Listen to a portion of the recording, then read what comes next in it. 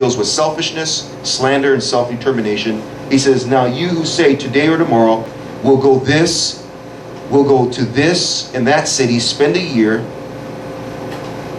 carry on business, and make money. He says, why? You don't even know what will happen tomorrow. Self-determination. And you know what the attitude behind all this is? It's pride. The attitude behind the selfishness is pride. God's not answering your prayers because you're prideful and you're selfish. You're slandering people because you're prideful, and you're basically talking about your future like you have everything all, and this is the problem right now in our country. This is everything that's selling in the motivational books. It's all about you. How to improve you. How to create your destiny. How you're better and stronger than other people. It's a competitive, market, so you got to always think that you're better than other people, not how you're uniquely gifted. And James just slams us and says, look, you don't have control of your future. I don't have control of my future. He says, why do you not even know that what will happen tomorrow? He says, what is your life? You are a mist that appears for a little while and then vanishes. Instead, you ought to say, if it's the Lord's will, we will live and do this or that. As it is, you boast and brag. You boast and brag. And James, never, he's concerned about doing, not just believing. And he's saying, stop boasting, stop bragging.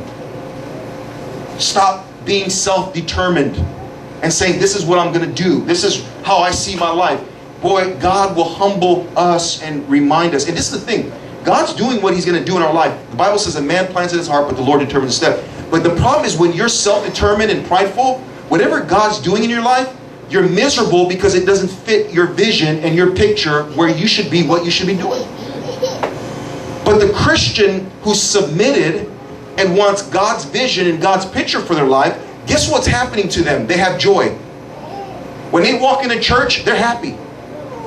They're not walking into church to get a magic word that basically affirms and confirms their own self-determination. Say that. Say that. They're being reminded, you're the servant, he's the master. It's not your will, but his will. And either you're going to submit and come under God's hand, like he says earlier, turn your laughter to gloom, turn your joy to crying and weeping, because it's a fake laughter and it's a fake joy. Since your life is not right, even when you laugh, we used to have a saying on the street, laugh, smile now, cry later. And all the cholos in the West Coast in California, they get it tattooed.